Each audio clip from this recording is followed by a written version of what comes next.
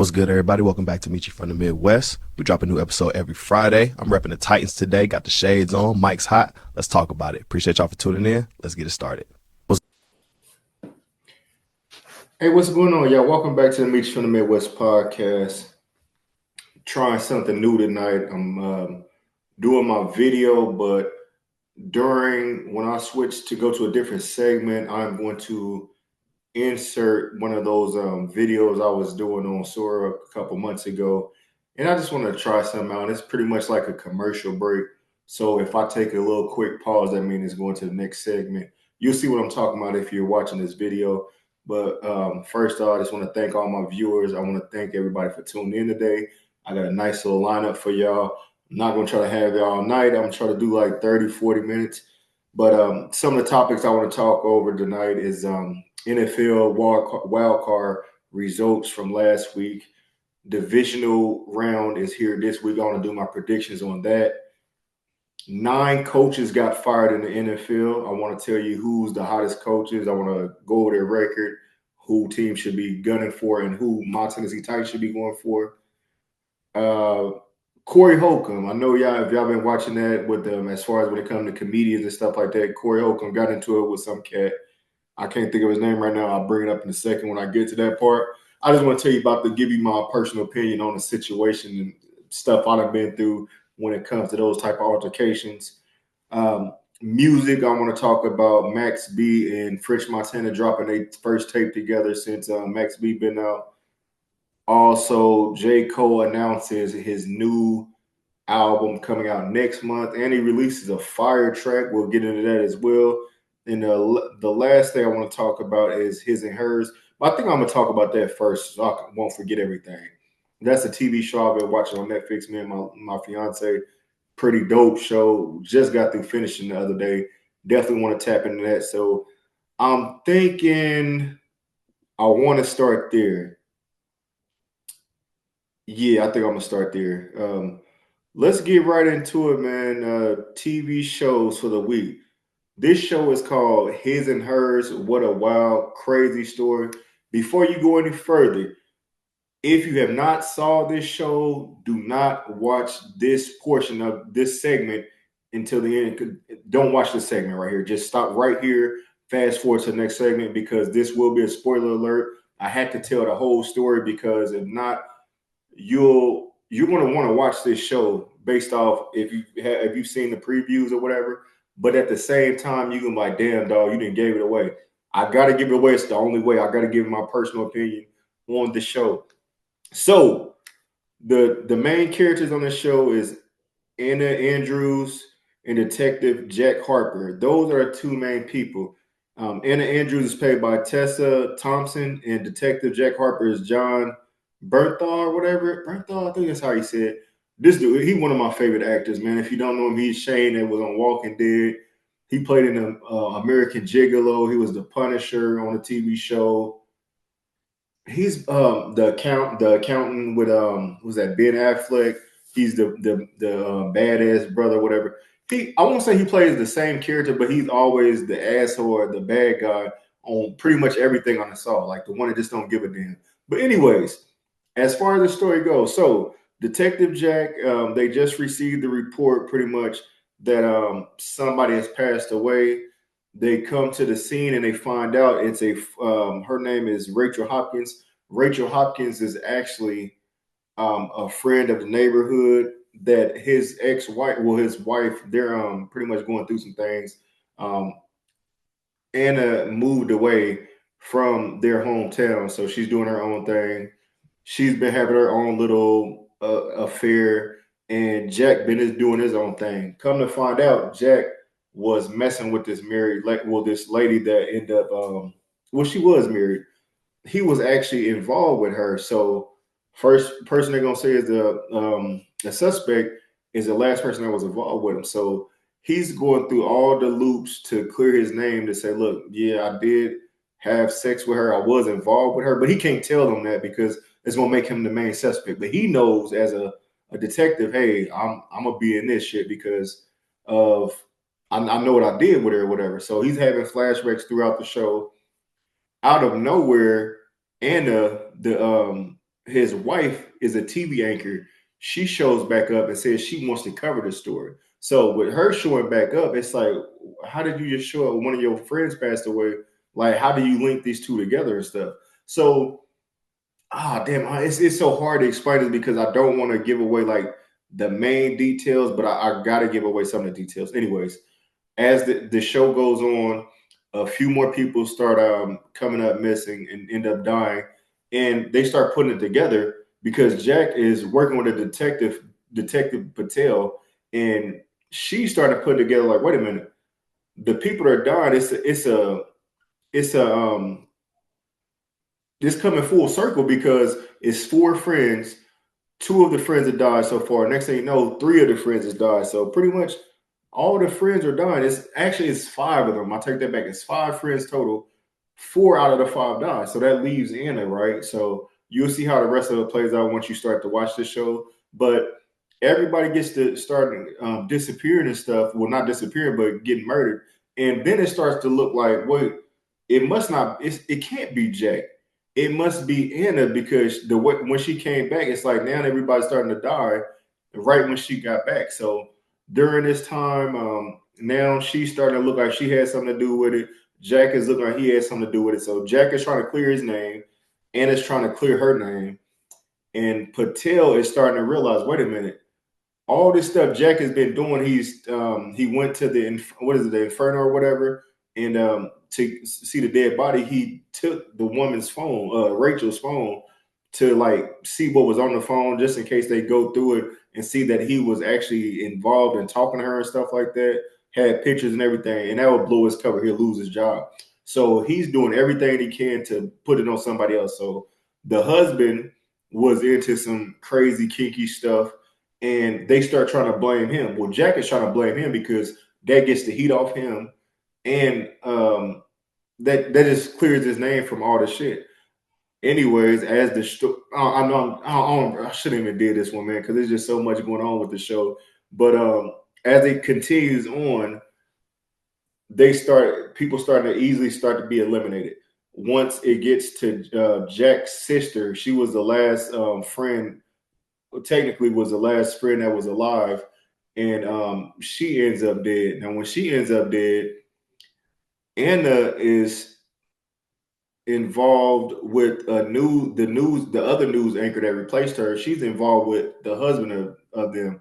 So this whole time, he's been pretty much trying to plot to get revenge on her because at the end of the day, what happened was back when they were teenagers, Anna and her friends, this circle of friends that end up disappearing or dying, they were real close. And on their 16th birthday, Anna and one of the other girls that plays a key part on here, they were great friends, and they end up getting assaulted out in the woods. And they're starting now it's looking like, oh, wait a minute. So Anna did this to get payback on them. Now, this is the last part I want to talk about on here because I know y'all looking like, dog, what you talking about? Just go watch the show. Go watch His and Hers on Netflix. But I'm telling you right now, when it's going to get to a point where you're like, damn, I don't know who it could be right now. And then you start realizing that her mom, Anna's mom, has dementia. Well, supposedly has dementia on the show. So she's starting to look like she's losing. So she got to deal with those type of problems. And after all this happens, it ends up being the mom that was knocking these women off. And it was because she said she missed her daughter so much that she wasn't home that she started looking at old videos and she ran across the tape because they recorded it that night that she ended up getting assaulted. That she recorded the assault that night, and once she saw that, she knew that would bring her daughter back home, and she started hearing about her certain friends starting to missing because they were like I said, it was a real close group. So it ends up being the mama. She pretty much faked dementia to make it look like she had nothing to do with it, and everybody fell for it pretty much. So it's a great twist, man. I know that might not have been the best breakdown, but it's just I want to. If it sounds any interesting, just go to Netflix to do it better. Go look at the damn preview. I just want to give my rating of it. I give it a this is one of them shows that's like 9 out of 10, and it's because it was a couple things I seen they could have did different. I thought like with the final person, one of the people that finally passed away, I thought that they would have had a little bit more fight in them. Maybe just wasn't enough action in that part. You'll see it. You'll understand what I'm talking about when you get there. But as far as the show go, I give the show a 9 out of 10. It's just a lot going on. Like I said, Detective Jack does his thing on here, trying to cover up that it wasn't him. He starts having flashbacks throughout the show, and it's make it seem like it's him. And then Anna's having all these flashbacks, and you will think that it's her, and then the whole time it's somebody you never expected. So I just want y'all to go look at the show. Let me know in the comments. I know I probably did. This is probably one of my worst breakdowns of a show because there's so much stuff happened on there. I really didn't want to give up like what happened, but if you're at this point of the episode, you'll know that it was the mom that did it. But if you didn't see the show, please just go watch it. Just check it out, man. That is His and Hers on Netflix. Check that TV show out, man. Real dope show. I give it a 9 out of 10. I'm gonna move right along, man. Way to start off the show, Mechee. God damn. All right, like I said, that's just one of them shows that is like hard for me to talk about it, but it is what it is, man. Y'all let me know what y'all think of that show. Count it up, every step in the mix. Diamonds in the grill make the syllables glisten. Black frames on, but I still see the vision. Bass in my chest when the beat starts kicking. Heat in the booth, every line got friction. I talk real cold, but the flow stay dripping. Smell me. Moving right along, I want to get into the music portion right now. Coke Wave 3.5 Narcos just dropped, I want to say last week. This is Max B and French Montana. If you don't know those guys, they are from New York. Max B had a big thing going like 20 years ago. He ended up doing some or getting caught up in some stuff that he was sentenced to 75 years in prison. Nobody thought he was going to get out. He ended up having to do 18 years and he was able to get out of prison. And now he's back to making music with his right hand man, French Montana. They dropped this tape. I want to give y'all my top 5 favorite songs on here.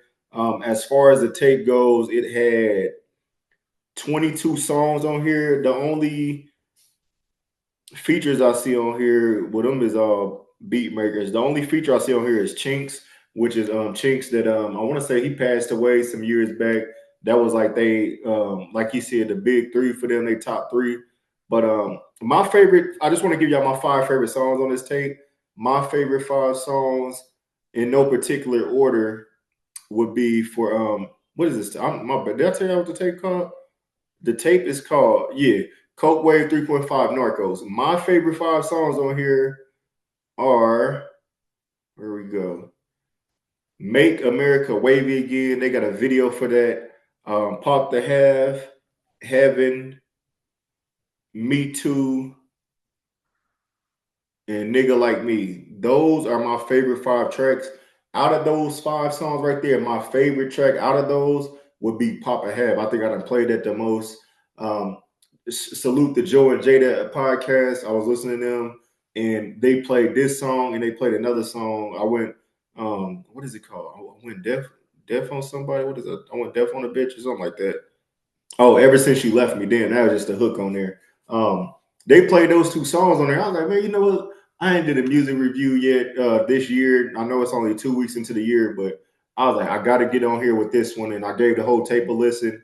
Out of the 22 songs, I probably ain't like 5 or 6 songs. And it's nothing against like Max B or whatever. I was actually talking to my brother Dre earlier today. Salute to him because he the one put me on Max B back in the days. I just started listening to French Montana more, I think, because he was out and Max B was put away for those 18 years. So it's hard for you to keep listening to somebody that's locked up when you got somebody still active making music or whatever. Max B, he's a singer, like he rap, but then he do that little sing and stuff like that. So he got his own wave. Honestly, I didn't think it'd work in 2026, but it's working. Some of the songs I feel like, all right, man, you're not gonna be able to ride this wave for too long. But this the wave guy. He can ride the wave as long as he want to. Who am I to tell the wave guy that he can't ride the wave? So I gotta say salute to my boy Raul too, because I just told him I ain't want to hear the tape if all they're gonna be doing is just singing on that shit. But no, he did his thing on here. French did his thing. Solid tape. Like I said, out of this whole tape, it had some good songs on it, but it's probably like I'll say maybe 5 or 6 songs I could have did without. But overall, those are my favorite 5 tracks on there. Again, my favorite 5 songs on this tape is Make America Wavy Again, Pop the Half, Heaven, Me Too, and Nigga Like Me. Those are my favorite 5 tracks on Coke Wave 3.5 Narcos by French Montana and Max B. In the comments, let me know what your favorite 5 songs or your top 5 favorite songs is on the tape. Also, if you had to pick one song, what is your favorite song over the whole tape? So that's all I got for music. Well, as far as that tape go, I did want to mention again, like I said at the start of the show, J. Cole is dropping The Fall Off. It is coming out February 6th. We got the official date for it. It's coming out. This first track that I heard from him, man, he might be back. I don't want to say that he even left, but it's hard for me to not necessarily listen to J. Cole. I just want to see what he's going to rap about this album. And it's a double tape album. His new track that just dropped is called This 2 Track 2. Right now, it's been out for 24 hours. It's at 2.1 million views. The concept of the video is like a Nas rewind. If y'all ever heard that song, he's pretty much rapping and rapping this track backwards, pretty much about his life. So he starts at the beginning of it starts at he's in a hearse and he's rapping backwards throughout the years. Like, so it's going, I'm in a hearse, I'm in my 60s chilling. In my 40s, I was one of the top rappers in the world. I'm in high school, now I'm back to birth. Like, if you understand the concept, if you heard Nas Rewind, go listen to Nas Rewind and you will see exactly what he did with this tape. I like the way he did it. The beat is crazy. If he dropping shit like this on his tape, he gotta put out more, man, because I know a lot of people stopped messing with J. Cole over the whole Kendrick and Drake thing when he dropped Might Delete Later, and with that 7-minute drill song, he was dissing Kendrick, and then he deleted the song off, and then on his next performance out, he apologized to him, which is some man shit because he just said it didn't fit right in the spirit. But in my mind, it's like, dog, if it ain't fit right in your spirit, why did you respond in the first place? You could have just said that me and bro ain't seeing eye to eye. I had a talk with him, but you ain't do that. You try to diss that man. You seen the smoke come and said, fuck that. Let me get up out of here. So salute to him for knowing keeping the distance. But I just hope as a music standpoint, J. Cole delivers on this tape, man, because I'm a big J. Cole fan. Before I was a Drake fan, Kendrick fan, I was a J. Cole fan. I'm trying to think, that is 2008 or 2009, I started listening to J. Cole. And that's because my boy, salute to my boy Shane, did my boy I think he just moved, it's like Master Guns or something. I'm gonna have to reach out to him because it looked like he had them new chevrons on. I know my boy didn't pick up Master Guns or something. But he put me on J. Cole back in the days, man, and he's from North Carolina. And I used to always talk shit because I think he like from Queens, North Carolina. I used to talk shit like, no, you a grown ass man from a place called Queens, New York. I'm like, nigga, you a queen, like just a little cocky shit talking. But yeah, he put me on him, man, and ever since then, man, I was like, dog, this dude the truth, man. And I hate that he got in that situation with Kendrick, but I mean, it's rap, it's hip hop, man, so you gotta expect it. But that's all I got for music, man. Make sure y'all go check out Coke Wave 3.5 Narcos by French Montana and Max B. Make sure y'all let me know what y'all favorite track is on there, and we will I'll get into some more music. Hopefully, these next 2 weeks we get us some new music that I can break down and give my rating on or whatever, my favorite 5 songs on there. That's all I got for y'all for music. Make sure you like, share, subscribe to the channel, Mechee from the Midwest podcast. Moving right along. Demetrius, right here. Give us a look. You see it, man. Fresh Lakers jersey, number 30. I feel like I'm ready to check in. Turn around, let us get the back. Got you. Brooks on the back, like I really suit up. Love it, Demetrius. Appreciate y'all. The next topic I wanted to cover was, yeah, man, I gotta talk about this because this was just crazy. This Corey Holcomb, Anton Daniels and Corey Holcomb. This is just something I just wanted to cover because I was watching a video and I thought, like, what would I do in this situation? And I started talking to some of my homies at work, and they was telling me like what they are doing in this situation. So I just wanted to give my opinion on the whole situation and what y'all think. What would y'all have done in the situation if you've been in a situation before? Because I know I've been in this situation a few times, and I think I handled it the right way. Actually, I handled it a couple of different ways, but anyways, so I don't want to talk too much about Anton Daniels because I really don't know the brother. I don't know his background. I didn't see the entire video, but I saw the boiling point where it got to the point where it's like, all right, dog, you disrespected me on my platform.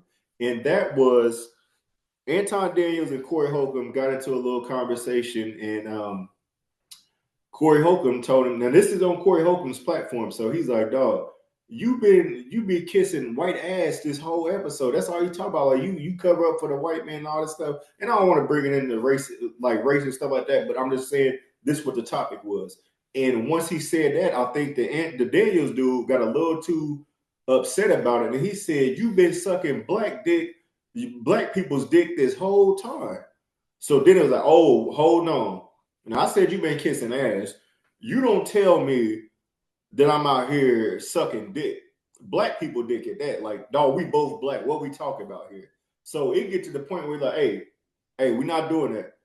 Don't tell me I'm sucking dick. You ain't gonna disrespect me on my platform like that, saying I'm sucking dick and stuff. Because ain't no dick sucking going on over here. So once he said that, dude just like, dog, you disrespected me. I'm gonna give you that same energy back. And I don't think Corey liked it. So they had a young lady sitting in the middle of them. He said, hey, Corey said, hey, I don't know this lady's name, but he said, could you move? Let me sit right here. So they get in each other's face. They got their mic. Corey got the old school mic that you be on like Richard Pryor type of mic and shit. So they sitting there arguing and stuff. And he said, look, I ain't no dick sucking going on around here and stuff. He said, don't say that shit again. Say that shit again, and it's going to go a different way. It's going to get ugly for you. Now, at this point, Buddy, like, he don't say it. I ain't gonna say it. I ain't saying it. He's saying everything else but saying what Corey told him to repeat. And then dude said, you know what? I ain't even about to do that, man. We could go outside. I'm from Detroit. This is one thing I hate. One thing I've always hated. Oh my God, I hate this. I hate when somebody get into a fight and they say where they from. Like that mean anything. Just because you from Detroit, you from Philly, you from Cali, that don't mean nothing. Everybody bleeds the same. You can get your jaw tapped. Ain't nobody in this world undefeated. If they tell you they undefeated, they never lost a fight, they lying, and they ain't been in enough fights. Because there's somebody out there that can whoop your ass. So what happened, the turning point was he said come outside. So I got into a little debate, and everybody, like the homies, giving a little opinion. It was like, what do you do in that situation? If you're sitting there, who was in the right? Who would you say won this battle with these two young men? Because well, not the battle, because honestly, I feel like it was so much disrespect, y'all could have handled it. But I think like with Corey, you're on your platform. If you look at the spacing that they got, Buddy probably looking like, dog, if we get to fight right here on camera, we're gonna look like some little ass kids. And I ain't gonna be able to get up out of here. I ain't gonna be able to move around and stuff. So let's go outside where we got space and opportunity. Just in case if you get up on me, I can move back. I got room to move and operate and reset and try to get the best of you. But Corey said, if you say that shit again, it's gonna go bad. If a man is right in front of you telling you that, you could either steal on that mug or say it again and see what the consequences are gonna be. Just be ready to block. Or if somebody says, hey, man, we ain't got to do this here, let's go outside, run the fade outside. Me personally, my opinion, what I would have done in this situation, because I've been in this situation before where somebody was talking crazy inside of a building, I said, dog, we're not doing that. Let's go outside. And the reason why I say that is because if we're in a professional environment, if we're on camera and stuff like that, I'm not about to, what happened if you hit me and knock me out on camera? Then my family got to see that. They're gonna upload it on YouTube. Oh, you got knocked out on camera. No, sir, not on my watch. Let's get outside. Where's space out here? If you're a bigger person, if you start getting the best of me, I can pick up something and hit your ass. Versus being inside in your spot where I can barely move around and operate. And I'm looking at it, if I look at this, Corey is my height. He's 6'2". Buddy like 5'9", 5'10". So he got a little height on him because Corey stood up over him. And I think when he seen his shoulders and shit, he was like, hold on, damn, I better not say that. And the next thing he said was, fuck it, let's go outside. Because then I'm thinking with Buddy, like I said, I don't know too much about him, but now he got room to run. He got room to operate. I could run up out this gym, and ain't nobody gonna say that unless they got cameras outside. So my opinion, if you saw the video, who do you think got the best of who in that situation? It's like, do you fight on camera because there's money involved? Is viewers watching? This is a live show, or do you go outside and handle it like men? And that's where I'm at with it, because I was like, I feel like it's better to go outside and handle it like men, the old school way. Just 'cause, like, I'm 38, man. That's the way we used to do it. We're gonna go outside and fight. But the way people play it these days, if you go outside, you got cowards that'll pick up a gun, and then somebody dead, somebody doing life in prison and stuff like that. So it could go bad either way. I'm just not for people disrespecting each other the way it is. But I just want to voice my opinion on the situation, because I just thought it was crazy, and I was just hearing so many mixed reviews about how people say, "Oh man, Corey got the best of him because he ain't say it again." And then I'm on the other side like, "No, well, he told Buddy to go outside. I mean, Buddy told him to come outside, so that's an open invitation. Corey didn't take that." So I'm looking at like, neither one of y'all wanted to fight in a way, because if so, at the end of the video, dude ended up saying, "Look, man, I'm gone, man. We're not gonna do the debating stuff no more. I'm gone." He left out the building. That's another opportunity. Hey, well, since you leaving and the show over with, I'm about to come out here and see what them hands about. And they didn't do it. So at the end, it's like, dog, y'all really ain't want to fight, man. But at the same time, it's like, what do you do in that situation? Do you fight somebody? Like, what would you do? You fight somebody on camera, or do you go outside and run a fade? Let me know in the comments. I just wanted to give my quick opinion on that, because it was one of those viral moments going on this week. Next thing I want to talk about on here with y'all is my last topic for the night. Yeah, I think I got through this pretty quick. I did a terrible job on the his and hers. I apologize for that, but the show was so good, man, and all over the place. I want to get in here and tell y'all about the NFL wild card results and the divisional predictions for this week. But I want to cover the coachings. We have for the first, well, I don't know if this is the most ever, but 9 coaches got fired this year. Arizona, Atlanta Falcons, Baltimore Ravens, Cleveland Browns, the Raiders, Miami Dolphins, New York Giants, Pittsburgh Steelers, and my Tennessee Titans. All the coaches have been fired this year. That's the first time, that's the first time I've seen so many coaches get fired in 1 year. But it's just showing you that a lot of these GMs they're getting tired of being embarrassed.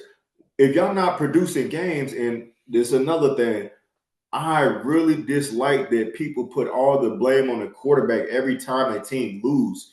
If you have a team and you got all these injuries, like the Tennessee Titans, like the Baltimore Ravens, like the Pittsburgh Steelers, if you have teams that injuries are happening to these players, how do you blame the coach and fire them just because the players got hurt? Oh, well, you only won 6 games this year.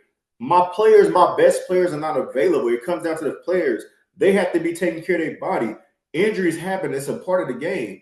You have to, yes, the coach has to recruit, but do they really have the final say in the roster movements and stuff? I don't think they do. I think it's a coordinator. Everybody got something to do with that. But at the end of the day, the players have to play. So I just want to say these are the coaches that got fired. These are what their records are. Some of these coaches, I don't think they'll get a head coaching job anytime soon. But some of the other ones, the team should be on the line right now. So Brian Daboll got fired from the New York Giants. His record was 20-40-1. Terrible record. He has just now been replaced by Jim Harbaugh. Jim Harbaugh has accepted the deal. He is doing a 5-year deal for $100 million. That makes him one of the highest paid coaches in the league right now. Brian Daboll, I think the turning point of this year was when Jackson Dart caught that concussion, and he went to the tent to see if he was okay. And while Russell Wilson was in the game, like, he had no faith in Russell Wilson. He didn't look at Jameis Winston. He wanted Dart back out there. And once they saw him, that's the first time you see a coach go up in the tent like, hey, like, bro, you good? You good? And once that happened, they like, yeah, we can't do nothing with him, man. You just desperate at this point. Y'all not winning games. But like I said, Jackson Dart got hurt this year. Scatterbull got hurt. Neighbors got hurt. Those are top 3 guys on offense. If those guys are down, it's gonna be hard for y'all to win games. Brian Callahan, he went 4-19. 4-19. This cat had, I want to say it was 2 years. He had 2 years with us, man. Last year we won like what, 2 games? This year we won 3 games. Like, dog, we can't do nothing with you. To me, he should not be hired again. He was an offensive coordinator before. If he want to be an offensive coordinator, go somewhere else. Now, like I said, I don't blame the coach. I blame the players. What he was dealing with, our offense, Calvin Ridley, our number 1 receiver, out. Ladarius Sneed on the defense, our number 1 cornerback, is out. They traded McCreary. They traded what's my other boy name? They traded 2 of our cornerbacks. Our other cornerback got injured. So we had 3 cornerbacks injured. Defensive line, Sweat was out the first 4 games. That's a big blow. Jeffrey Sims went out a couple games. Arden Key was injured. All these players, the offensive line, Dan Moore got injured. All these key players got hurt. You can't win if you're playing with backups and picking up people off practice squad, throwing them up in the starting lineup, thinking they're gonna do something. It's not gonna happen that way. It never will. So he deserved to be fired. Jonathan Gannon, 15-36. They said, dog, 3-14 this year. We can't do nothing with you. I don't know what his background is, what he did before this, but he should not be in the league. He should not be a coach. He needs to be a coordinator, whatever. Raheem Morris, 16-18. To me, it was tough seeing this because, again, Michael Penix Jr. go down. Atlanta Falcons start losing games. Drake London got hurt. Kyle Pitts, I think he got hurt a couple games. Daryl Mooney, he was out. Like, you start losing your receivers, man, you can't win games like that, man. It just is what it is. But to blame the coach for that and feel like, well, since the injuries don't matter, I'm just blaming the coach, whatever. Raheem Morris is out. Kevin Stefanski, 45-56. What a piece of shit. And I mean that with all disrespect. This cat was in a situation where he could have built the quarterback. At the beginning of the year, he could have started either Dylan Gabriel or he could have started Shador right off the rip. That's what rookies do. Cam Ward just played the whole season. Ain't nobody start for him the whole season. Do the same thing with Cleveland. Deshaun Watson, y'all paid him $230 million to come over here. He's injured. Y'all gotta find y'all quarterback to win games. Instead, they had Joe Flacco that only won 1 game. I think he went 1-4, and then they ended up trading the Cincinnati Bengals, and he won a couple games with them. But Dylan Gabriel, they got him out there. He ain't really do much. Shador got out there. To me, Shador looked the best. He was the one that was able to throw the ball down the field, make moves. He had a lot of turnovers. I do say that. A lot of those, a couple of those turnovers, I won't say a lot of them, but a couple of those turnovers, he let the ball was hanging in the air too long. Some of them got tipped. But overall, as a quarterback, I think that he should have started the whole season, or you should have gave Dylan Gabriel the whole season. Instead, he played the bullshit role and said, you know what? I'm gonna let both of them sit out. I'm gonna go with the vet. Even though that he not winning us no games, I'm gonna just ride with him anyway. Just because if one of these backups look good, then we look dumb because we still got Deshaun Watson sitting over here when he come back from injury to try to take back over. Pete Carroll, 3-14. This was his first year back in the league. I was actually thinking he was gonna do something with Geno.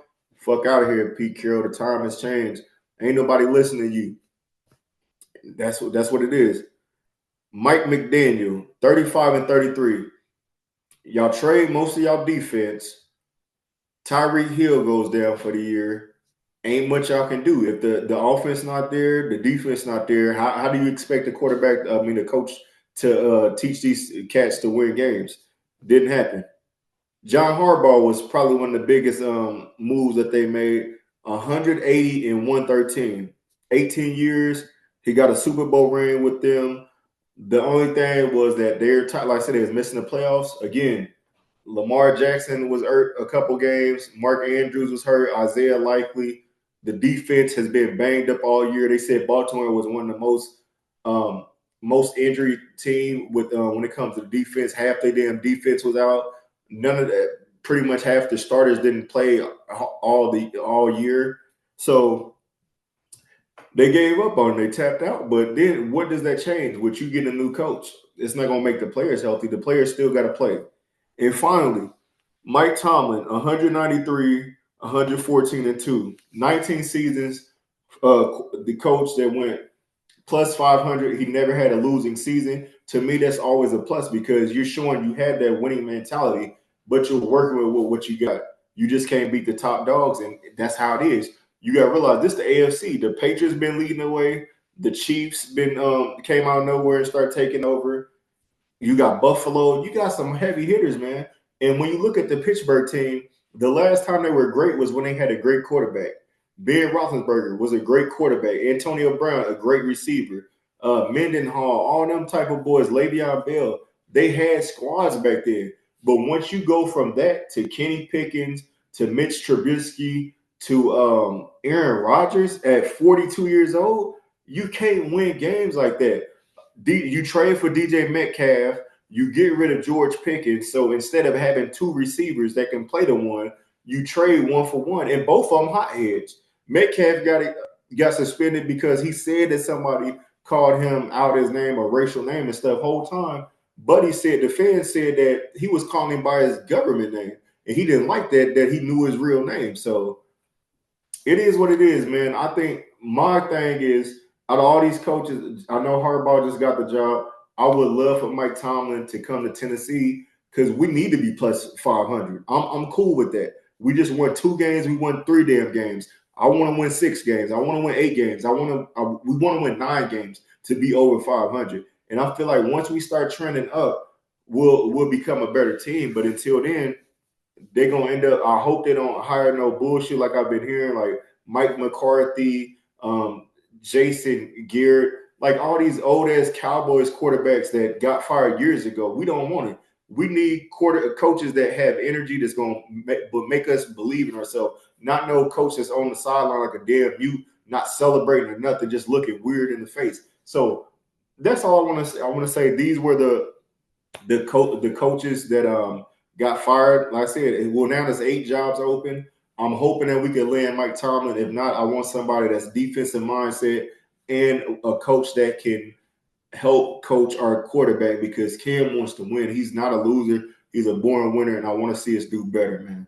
Now, let's get into the final thing on here. I want to get into the NFL, the predictions, and the results from last week. If you could give me 1 second. Wild card round. The Panthers lose to the Rams. Rams pulled off a win, 34-31. What a great game, man. A lot of people ain't see the Panthers giving them a run, but home field advantage, it's going to be tough, man. Stafford, 300 yards, 3 touchdowns. Kyron Williams, 57 yards. Puka Nacua, 10 catches, 111 yards with a TD. Devontae Adams, 5 catches with 72 yards. Panthers, Bryce Young threw for 264 yards. Hubbard, 46 running yards. Coker had 9 catches, 134 yards and a touchdown. McMillan, 5 receptions, 81 yards. Big game, man. Like I said, Panthers was leading at one point, but that last drive, second half, Matt Stafford ended up, I think it was his pinky finger that he injured, and on his throwing hand. So it started looking sketchy. Like, damn, they might actually lose this game. And Carolina was hyped. But Matt Stafford put them boys on ice, man. He walked them down the field and made it happen. The drive could have kept going. It could have been the field goal range for the Panthers. Jimmy Horn Jr. ended up dropping a pass, a late ball to keep on moving them down the field, and they lost them the game. But overall, salute to the Panthers. At the beginning of the year, I actually said that I believe that the Panthers will have a winning record. I didn't say that they would make the playoffs, but I said they can finish 9-8. That's were my exact words. I actually thought Tampa Bay was going to win the division, but like I said, Panthers can only build from this, continue building the defense up, and get a couple more receivers because McMillan is good, Coker is good, Xavier Legette, I don't know what happened to him. He looked okay last year, but now he just looks like terrible. Next game, Packers 27-31. The Bears end up pulling off the win, coming back, winning this game.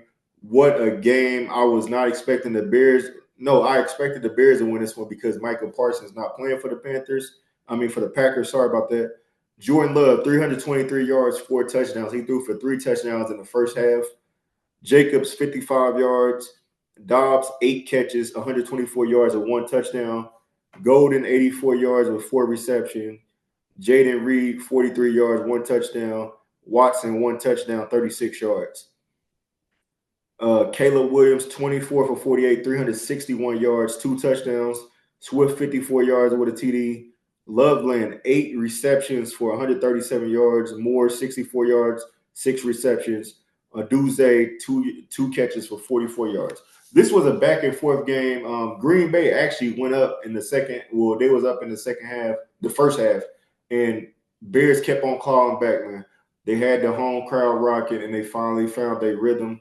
Caleb Williams had 0 touchdowns. He ended up throwing 2 touchdowns in the second half to bring his boys back, and they shocked them, man. Like I said, it wasn't looking good for them, but they held it down. The other game, Bills and the Jaguars. I'm not gonna keep doing all these stats. The Bills pull off the win over the Jags over the road. This was another game. Jags is winning. Bills and Josh Allen kept on finding ways to put up some type of offense, even with the injuries they was having. They lost Gabe Davis, I think, to an ACL tear. Coleman really ain't do much, but he had a good pass in the as they were starting to catch up. And James Cook had an okay game. The Jags just fell apart, man. I think they got too cocky, and they felt like since they was winning that it was impossible for them to come back. And 27-34 was the final score. 27-24. Chargers and the Patriots. Patriots won 16-3. Really not too much to talk about there. It was a low-scoring game.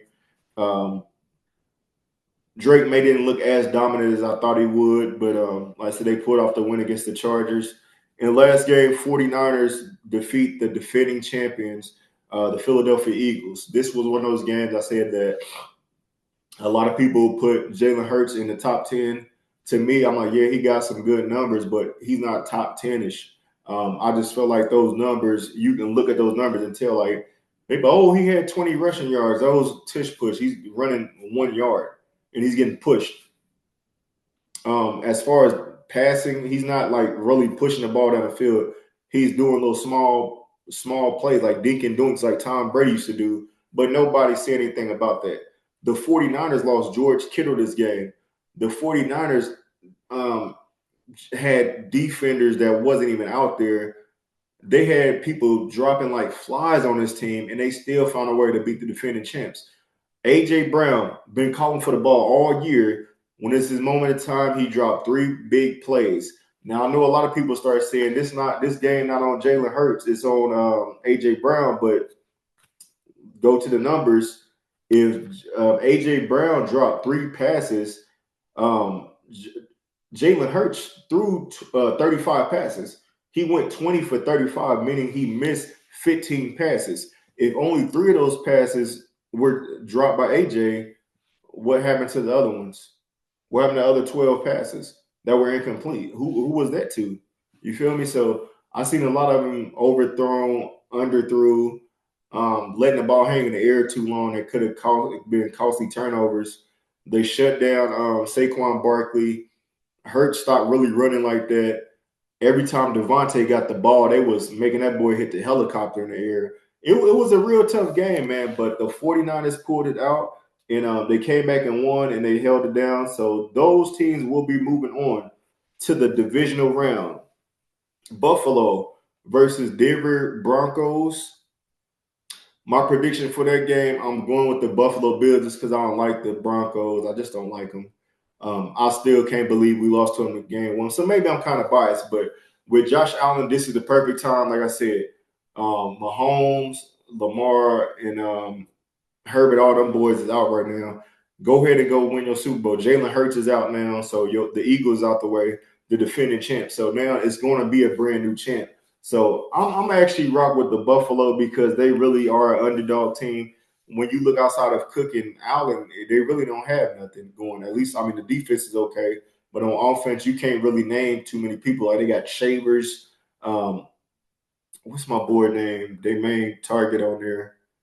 I can't. Shakur. Like all these dudes are not like big name wide receivers, like top 10 quarterback receivers in the game right now. So Josh Allen's really working. It's like how the LeBron effect when LeBron was playing with Elgauskas and Mo Williams, all them that wasn't really proven players at the time.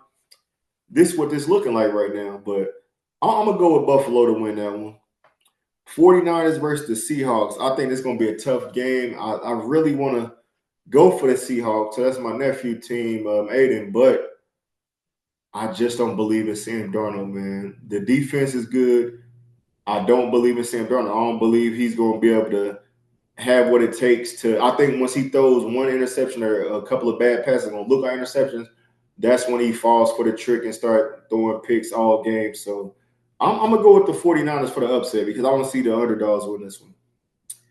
Houston will be going against New England Patriots. The Patriots, this will be their biggest test because they're going against a team that has a top 5 defense. C.J. Stroud looked terrible the other night. He didn't really look too good. I can't see them winning with that offense. If Nico Collins is out, that's going to make it even tougher because Nico's out. As far as the Patriots, I think Gonzalez might be out. So that would really been the matchup. So it depends on who's going to be in Nico's spot, which I think it was the rookie receiver. I can't think of his name right now. And then who's going to cover for Gonzalez if he's ruled out for this game. But if I had to pick a winner, I'm going to go with the Patriots. I think they could beat them. I think they'll find a way to put points on the board. And I think the Patriots defense is solid enough to stop that offense with CJ. Like I said, he threw some crazy turnovers and played bad that game. I could see them losing. Last game is the Los Angeles Rams versus Chicago Bears. I'm rocking with the Rams because I said that's my Super Bowl prediction for this year is the Rams to win it all. I'm done with the Bears, man. Like I'm from Illinois. I just don't. Caleb Williams, he's a baller, man, but I just don't think like they can continue playing from behind the way they do. They've been winning a lot of games with the last minute of the game and stuff like that. At some point, the luck has to run out. Now this game is in Chicago. I think the Rams they got too much firepower, and it really depends on if Stafford's hand is good. If he comes out first half and it's looking like he can't throw the ball like he was last week before the injury, it's going to be a long night. But I still believe the Rams can pull off a win with Puka Nacua, Kyron Williams. I think it's going to be one of them high-scoring games, and it's going to be a money grab game. This is going to be the game I'm going to be putting my bread on. So those are my predictions for the divisional rounds. Again, I have Buffalo Bills over Denver Broncos. I got the 49ers over the Seahawks. I got the Patriots over Houston Texans. And finally, I have the Rams over the Bears. That is 3 teams on the road winning to punch their ticket to the AFC and the NFC Championship. That's all I got for y'all this week, man. Thank y'all for tuning in. Like I said, go check out the His and Hers show on Netflix. Let me go check out that Corey Holcomb and Anton. What is his name? What's my boy name? Anton Daniels. Check out that video and let me know what y'all would have done in that situation. Do you go out back or do you fight on camera? I know it sounds weak, but just let me know what y'all do in that situation. If you've been in that situation, what would you have done? NFL, the predictions on that. And finally, go check out that Max B and French Montana new tape that's out. That's all I got for y'all, man. Like, share, and subscribe to the Mechee from the Midwest podcast on Facebook, YouTube, and Instagram. Let me know what y'all think about these little commercial breaks I'm going to put in here. Just let me know what y'all think about it, if it's cool, if I should continue doing it, or is it something that don't really look right with it. That's all I got for y'all, man. I'll check y'all.